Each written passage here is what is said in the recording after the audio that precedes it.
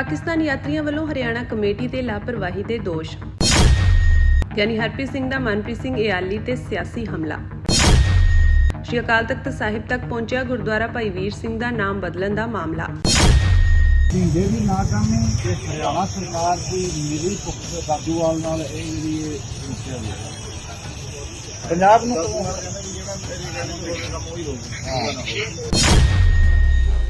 श्री गुरु अर्जन देव जी का शहीदी दिहाड़ा मनाउण लई पाकिस्तान जाण वाले श्रद्धालुओं विचों कुल 78 श्रद्धालु केंद्रीय गृह मंत्रालय वालों प्रवानगी ना होण कारण पाकिस्तान जाण तो रह गए। इन्हां विच 67 यात्री हरियाणा तो ते 11 यात्री पंजाब तो शामिल सन, जदों कि कुल 518 यात्री पाकिस्तान गए सन। पाकिस्तान दूतावास वालों 700 तो वध भारतीय यात्रियों नूं वीजे जारी किए गए सन, जिन्हां विचों 541 श्रोमणी कमेटी दे नाल संबंधित सन। हरियाणा के यात्रियों ने दोष लगाया सी कि हरियाणा सिख गुरुद्वारा प्रबंधक कमेटी के कुछ आगुआं की लापरवाही के कारण हरियाणा के यात्री पाकिस्तान जाण तो खुंजे हैं। इस संबंध में सोशल मीडिया ते एक वीडियो भी वायरल हुई है, जिस विच हरियाणा तो सिख आगू हरकेश सिंह ने स्थिति बारे जानकारी दी। उन्होंने दोष लगाया कि इस मामले में हरियाणा सरकार वालों नोटिफिकेशन ही देर दे नाल जारी किया गया सी। उन्होंने दोष लगाया कि इस मामले में हरियाणा सिख गुरुद्वारा प्रबंधक कमेटी के आगुआं वालों भी कोई विशेष यतन नहीं किए गए, जिस दे सिट्टे वजों हरियाणा के यात्री पाकिस्तान जाण तो खुंज गए हैं।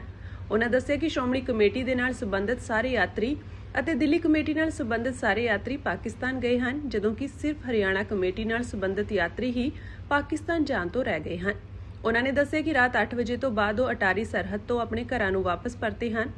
इस दौरान उन्हां नूं कई बारे भरोसा दिता गया कि केंद्रीय गृह मंत्रालय वालों उन्हां दी पाकिस्तान जाण दी प्रवानगी आ रही है, पर अजिहा कुछ भी नहीं होया। उन्हां नूं वधेरे खज्जल खुआर होना पिया। उन्होंने दोष लाया कि हरियाणा कमेटी नाल संबंधित कुछ आगुआं दे निज दे कारण श्रोमणी कमेटी वंडी गई है अते मीरी पीरी मैडिकल इंस्टीट्यूट बंद पिया है। इस संबंध में सिख श्रद्धालु रणजीत सिंह ने दस्सिया कि वो सवेरे पाकिस्तान जाण वास्ते अटारी सरहद विखे पहुंचे सन, पर इत्थे इमीग्रेशन विभाग ने उन्हां दे पाकिस्तान जाण संबंधी भारत सरकार वालों कोई प्रवानगी ना होण कारण उन्हां नूं जाण तो रोक दिता। देर शाम तक प्रवानगी मिलण दी आस विच वो अटारी सरहद ते बैठे रहे अते बाद विच निराश होकर वापस घरां नूं परते। श्रोमणी अकाली दल पुनर सुरजीती के प्रधान ज्ञानी हरप्रीत सिंह ने विधायक मनप्रीत सिंह इयाली ते सियासी निशाना बिन्निया है। उन्होंने कहा कि एक पार्टी तो दूजी अते दूजी तो तीजी पार्टी विच जाना अज कई सियासतदानां दा सुभाव बन चुकिया। मनप्रीत सिंह इयाली भी हुण इसे रुझान का हिस्सा बन गए हैं। ज्ञानी हरप्रीत सिंह का कहना है कि हकीकत यह है कि पार्टी अंदर अहम जिम्मेवारियां मिलण के बावजूद मनप्रीत सिंह इयाली ने लंबे समय तक पार्टी दीआं मीटिंगां तो दूरी बनाई रखी। बतौर लुधियाना जिला इंचार्ज जथेबंदक ढांचा खड़ा करन तो भजदे रहे अते बतौर ऑब्जर्वर होर जिलिਆਂ ਵਿੱਚ भी जथेबंदी ਨੂੰ मजबूत ਕਰਨ ਦੀ ਆਪਣੀ ਜ਼ਿੰਮੇਵਾਰੀ नहीं निभा सके।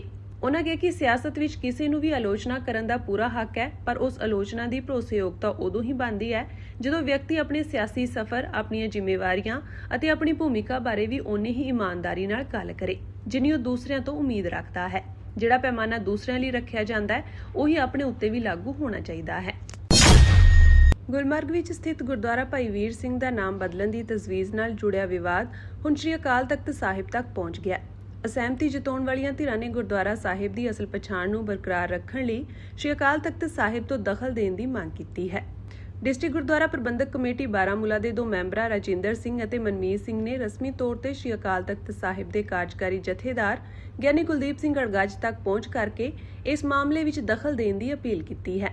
उन्होंने इस बेनती ते कार्रवाई करते हुए ज्ञानी गड़गज ने DGPC के प्रधान परमजीत सिंह और 9 होर मैंबरां नूं 13 जून नूं दोपहर 12 बजे श्री अकाल तख्त साहिब सकतरेत विखे अपना पक्ष स्पष्ट करने लई सद्दिया है। एक घटनाक्रम नाम बदलण की तजवीज़ की मौजूदा स्थिति नूं लैके आपा विरोधी दाविਆਂ ਦੇ ਵਿਚਕਾਰ सामने आया है। DGPC के प्रधान परमजीत सिंह ने दावा किया कि संगत के एतराज़ों तो बाद इस कदम नूं पहला ही रद्द कर दिता गया सी। उन्होंने कहा कि संगत नाल विस्तारपूर्वक विचार वटांदरे तो बाद सर्बसम्मति नाल फैसला किया गया सी कि गुरुद्वारा साहिब का नाम नहीं बदलिया जाएगा। श्रद्धालुओं ਦੀਆਂ ਭਾਵਨਾਵਾਂ ਨੂੰ ਮੁੱਖ ਰੱਖਦੇ ਹੋਏ ਸਥਿਤੀ ਜਿਉਂ ਦੀ ਤਿਉਂ ਬਣਾਈ ਰੱਖੀ ਜਾਵੇਗੀ। ਸਾਡੀ ਕੋਈ ਮਾੜੀ ਨੀਅਤ ਨਹੀਂ ਸੀ। ਨਾਮ ਬਦਲਣ ਦੇ ਸਬੰਧ ਵਿੱਚ ਸਾਰੀਆਂ ਤਜਵੀਜ਼ਾਂ ਅਤੇ ਐਲਾਨ ਹੁਣ ਰੱਦ ਅਤੇ ਬੇਅਸਰ ਮੰਨੇ ਜਾਣਗੇ। ਅਮਰੀਕਾ ਦੇ ਰਾਸ਼ਟਰਪਤੀ ਡੋਨਾਲਡ ਟਰੰਪ ਨੇ ਅੱਜ ਇਹ ਕਹਿ ਕੇ ਕੈਨੇਡਾ ਅਤੇ ਮੈਕਸੀਕੋ ਵੱਲੋਂ ਸਤੰਬਰ ਵਿੱਚ ਨਵਿਆਏ ਜਾਣ ਵਾਲੇ ਮੁਫਤ ਵਪਾਰ ਸਮਝੌਤੇ ਨੂੰ ਨਵਿਆਏ ਜਾਣ ਤੋਂ ਕੋਰੀ ਨਾ ਕਰਕੇ ਕਈ ਦਿਨਾਂ ਤੋਂ ਨਵੀਆਂ ਸ਼ਰਤਾਂ ਬਾਰੇ ਲੱਗ ਰਹੇ ਕਿਆਫਿਆਂ ਤੇ ਵਿਰਾਮ ਲਾ ਦਿੱਤਾ ਹੈ। ਅੱਜ ਆਪਣੇ ਦਫ਼ਤਰ ਤੋਂ ਬੋਲਦੇ ਹੋਏ ਟਰੰਪ ਨੇ ਕਿਹਾ ਕਿ ਜੋ ਗਲਤੀ ਉਸਨੇ 2020 ਵਿੱਚ ਨਾਫਟਾ ਦੀ ਥਾਂ ਕੁਸਮਾ ਲਾਗੂ ਕਰਕੇ ਕੀਤੀ ਸੀ ਉਹ ਹੁਣ ਨਹੀਂ ਕੀਤੀ ਜਾਵੇਗੀ ਕਿਉਂਕਿ ਇਹ ਅਮਰੀਕਾ ਲਈ ਚੰਗਾ ਨਹੀਂ। ਉਨ੍ਹਾਂ ਕਿਹਾ ਕਿ 1992 ਵਿੱਚ ਲਾਗੂ ਹੋਇਆ ਤਿੰਨਾਂ ਦੇਸ਼ਾਂ ਵਿੱਚ ਬੰਧਨ ਮੁਕਤ ਵਪਾਰ ਸਮਝੌਤੇ ਨੂੰ ਅਮਰੀਕਾ ਲਈ ਚੰਗਾ ਨਾ ਸਮਝ ਕੇ ਉਸ ਦੀ ਥਾਂ ਕੈਨੇਡਾ, ਅਮਰੀਕਾ, ਮੈਕਸੀਕੋ ਵਿਚਕਾਰ ਯਾਨੀ ਕੁਸਮਾ ਲਾਗੂ ਕਰਵਾਇਆ ਸੀ, ਪਰ ਇਸ ਵਾਰ ਉਸ ਨੂੰ ਕਿਸੇ ਵੀ ਹਾਲਤ ਵਿੱਚ ਨਵਿਆਇਆ ਨਹੀਂ ਜਾਵੇਗਾ।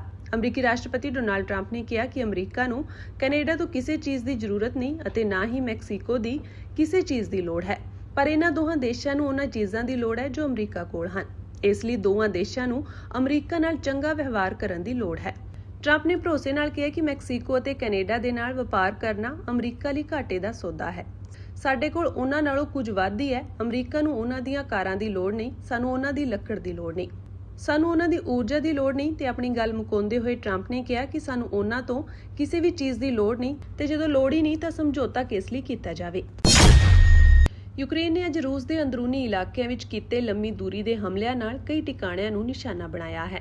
ਇਹ ਹਮਲੇ ਕੀਵ ਵੱਲੋਂ ਰੂਸ ਦੇ ਊਰਜਾ ਕੇਂਦਰਾਂ ਅਤੇ ਫੌਜੀ ਉਦਯੋਗਾਂ ਨੂੰ ਨਿਸ਼ਾਨਾ ਬਣਾ ਕੇ ਕ੍ਰੈਮਲਿਨ ਨੂੰ ਜੰਗੀ ਨੁਕਸਾਨ ਪਹੁੰਚਾਉਣ ਦੀ ਕੋਸ਼ਿਸ਼ ਦਾ ਹਿੱਸਾ ਹਨ। ਰਾਸ਼ਟਰਪਤੀ ਵੋਲੋਦੀਮੀਰ ਜ਼ੈਲੈਂਸਕੀ ਨੇ ਦੱਸਿਆ ਕਿ ਯੂਕਰੇਨੀ ਫੌਜਾਂ ਨੇ ਕਈ ਫੌਜੀ ਅਤੇ ਊਰਜਾ ਬੁਨਿਆਦੀ ਢਾਂਚਿਆਂ ਤੇ ਹਮਲੇ ਕੀਤੇ ਹਨ, ਜਿਨ੍ਹਾਂ ਵਿੱਚ ਅਜਿਹੀ ਫੌਜੀ ਫੈਕਟਰੀ ਵੀ ਸ਼ਾਮਿਲ ਹੈ ਜੋ ਰੂਸੀ ਡਰੋਨਾਂ ਅਤੇ ਮਿਜ਼ਾਈਲਾਂ ਲਈ ਪੁਰਜ਼ੇ ਸਪਲਾਈ ਕਰਦੀ ਹੈ। ਸੋਸ਼ਲ ਮੀਡੀਆ ਤੇ ਪਾਈ ਪੋਸਟ ਵਿੱਚ ਜ਼ੈਲੈਂਸਕੀ ਨੇ ਕਿਹਾ ਕਿ ਯੂਕਰੇਨ ਦੀਆਂ EP-5 ਫਲੈਮਿੰਗੋ ਲੰਮੀ ਦੂਰੀ ਦੀਆਂ ਮਿਜ਼ਾਈਲਾਂ ਨੇ ਚੋਵਾਸੀਆ ਖੇਤਰ ਦੇ ਚੈਬੋਕਸਾਰੀ ਸਥਿਤ ਇਸ ਫੈਕਟਰੀ ਨੂੰ ਨਿਸ਼ਾਨਾ ਬਣਾਇਆ ਹੈ, ਜੋ ਕਿ ਜੰਗ ਦੇ ਮੋਰਚੇ ਤੋਂ 900 ਕਿਲੋਮੀਟਰ ਤੋਂ ਵੱਧ ਦੂਰ ਹੈ।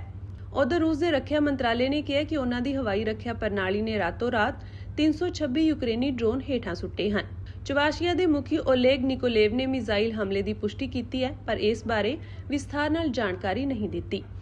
ਇੱਕ ਆਨਲਾਈਨ ਨਿਊਜ਼ ਚੈਨਲ ਨੇ ਦੱਸਿਆ ਕਿ ਯੂਕਰੇਨ ਦੇ ਇਸ ਹਮਲੇ ਨੇ VNIR ਪ੍ਰੋਗਰੈਸ ਪਲਾਂਟ ਨੂੰ ਨਿਸ਼ਾਨਾ ਬਣਾਇਆ ਹੈ, ਜੋ ਡਰੋਨਾਂ ਲਈ ਐਂਟੀਨਾ ਬਣਾਉਂਦਾ ਹੈ। ਜ਼ੈਲੈਂਸਕੀ ਨੇ ਵੀ ਦੱਸਿਆ ਕਿ ਯੂਕਰੇਨੀ ਫੌਜਾਂ ਨੇ ਰੂਸ ਦੇ ਸਮਾਰਾ ਖੇਤਰ ਵਿੱਚ ਤੇਲ ਰਿਫਾਈਨਰੀ ਤੇ ਵੀ ਹਮਲਾ ਕੀਤਾ ਹੈ। ਰੂਸ ਦੇ ਕਬਜ਼ੇ ਵਾਲੇ ਕ੍ਰੀਮੀਆ ਵਿੱਚ ਯੂਕਰੇਨੀ ਡਰੋਨ ਨੇ ਉਸ ਇਮਾਰਤ ਤੇ ਵੀ ਹਮਲਾ ਕੀਤਾ, ਜਿਸ ਵਿੱਚ 19ਵੀਂ ਸਦੀ ਦੀ ਕ੍ਰੀਮੀਆ ਜੰਗ ਦੌਰਾਨ ਸ਼ਹਿਰ ਦੀ ਰੱਖਿਆ ਨੂੰ ਦਰਸਾਉਂਦੀ ਵੱਡੀ ਪੈਨੋਰਮਾ ਪੇਂਟਿੰਗ ਮੌਜੂਦ ਸੀ। ਭਾਰਤੀ ਕਿਸਾਨ ਯੂਨੀਅਨ ਏਕਤਾ ਉਗਰਾਹਾਂ ਜ਼ਿਲ੍ਹਾ ਲੁਧਿਆਣਾ ਦੀ ਮੀਟਿੰਗ ਜ਼ਿਲ੍ਹਾ ਪ੍ਰਧਾਨ ਚਰਨ ਸਿੰਘ ਨੂਰਪੁਰਾ ਦੀ ਅਗਵਾਈ ਹੇਠ ਪਿੰਡ ਸਿਆੜ ਵਿਖੇ ਹੋਈ, ਜਿਸ ਵਿੱਚ ਕਈ ਅਹਿਮ ਮੁੱਦਿਆਂ ਤੇ ਵਿਚਾਰਾਂ ਹੋਈਆਂ। ਮੀਟਿੰਗ ਨੂੰ ਸੰਬੋਧਨ ਕਰਦਿਆਂ ਸੂਬਾ ਪ੍ਰਧਾਨ ਜੋਗਿੰਦਰ ਸਿੰਘ ਉਗਰਾਹਾਂ ਨੇ ਕਿਹਾ ਕਿ diesel, petrol, gas cylinder, urea ਦੀ ਕਿੱਲਤ, ਬਿਜਲੀ ਬਿੱਲ 2025, ਬੀਜ ਬਿੱਲ, ਨਰੇਗਾ ਖਤਮ ਕਰਨਾ, ਲੇਬਰ ਕੋਡ ਲਾਗੂ ਕਰਨ ਅਤੇ ਮਹਿੰਗਾਈ ਦੇ ਪੈਰੇ ਵੱਡੇ ਭਾਰ ਖਿਲਾਫ ਦੋ ਜਥੇਬੰਦੀਆਂ ਭਾਰਤੀ ਕਿਸਾਨ ਯੂਨੀਅਨ ਏਕਤਾ ਉਗਰਾਹਾਂ ਅਤੇ ਭਾਰਤੀ ਕਿਸਾਨ ਯੂਨੀਅਨ ਡਕੌਂਦਾ ਧਨੇਰ ਵੱਲੋਂ 4 ਜੁਲਾਈ ਨੂੰ ਚੰਡੀਗੜ੍ਹ ਦੇ ਸੈਕਟਰ 34 ਵਿਖੇ ਵਿਸ਼ਾਲ ਰੋਸ ਮੁਜ਼ਾਹਰਾ ਕੀਤਾ ਜਾ ਰਿਹਾ ਹੈ। ਉਨ੍ਹਾਂ ਕਿਹਾ ਕਿ ਇਸ ਰੋਸ ਮੁਜ਼ਾਹਰੇ ਦੀ ਸਫਲਤਾ ਲਈ ਜ਼ਿਲ੍ਹਿਆਂ ਦੀਆਂ ਮੀਟਿੰਗਾਂ ਕੀਤੀਆਂ ਜਾ ਰਹੀਆਂ ਹਨ। ਆਗੂਆਂ ਨੇ ਕਿਹਾ ਕਿ ਰੋਸ ਮੁਜ਼ਾਹਰੇ 'ਚੋਂ ਮੁਲਕ ਅਤੇ ਸੂਬੇ ਨੂੰ ਦਰਪੇਸ਼ ਮੁਸ਼ਕਲਾਂ ਅਤੇ ਰਾਸੀ ਲਾਣੇ ਦੀਆਂ ਨੁਕਸਦਾਰ ਨੀਤੀਆਂ ਨੂੰ ਜਨਤਕ ਤੌਰ ਤੇ ਉਭਾਰਿਆ ਜਾਵੇਗਾ। ਉਨ੍ਹਾਂ ਕਿਹਾ ਕਿ ਅਮਰੀਕਾ ਜੰਗ ਦੀ ਆੜ ਵਿੱਚ ਲੋਕਾਂ ਤੇ ਬੋਝ ਪਾਉਣਾ ਬੰਦ ਕਰੇ। ਇਹ ਬੋਝ ਵੱਡੇ ਕਾਰਪੋਰੇਟਾਂ, ਦੇਸ਼ੀ ਵਿਦੇਸ਼ੀ ਕੰਪਨੀਆਂ ਤੇ ਵੱਡੇ ਟੈਕਸ ਲਗਾ ਕੇ ਖਜ਼ਾਨਾ ਭਰਿਆ ਜਾਵੇ ਅਤੇ ਇਹ ਖਜ਼ਾਨਾ ਲੋਕਾਂ ਲਈ ਵਰਤਿਆ ਜਾਵੇ।